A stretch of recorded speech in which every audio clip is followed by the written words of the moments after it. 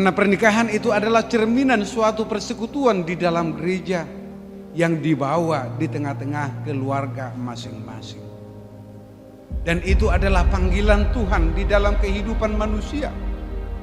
Panggilan Tuhan kepada kita pribadi lepas pribadi untuk senantiasa hidup di dalam persekutuan yang indah.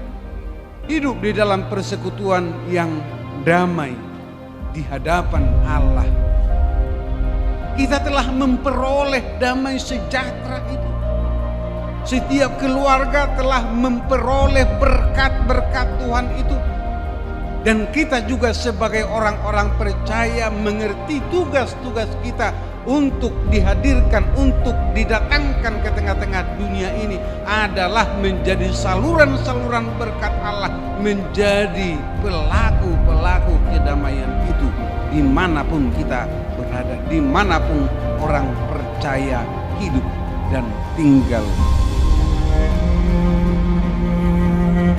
Saya adalah hamba Tuhan yang memberitakan firman-Nya kepada kamu dalam nama Allah Bapa dan nama anaknya Tuhan Yesus Kristus dan nama Roh Kudus saya berkata, yang telah dipersatukan oleh Allah tidak dapat dipisahkan atau diceraikan oleh manusia.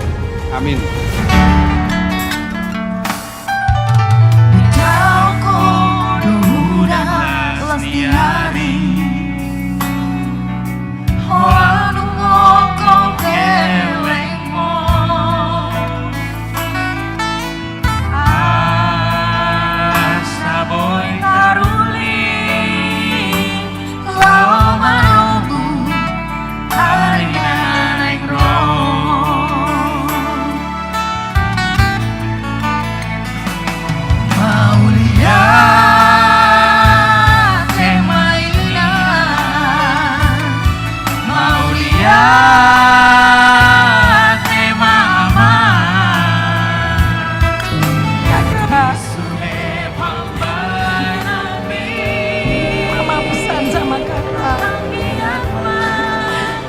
Jadilah ibu yang bijaksana, Inang.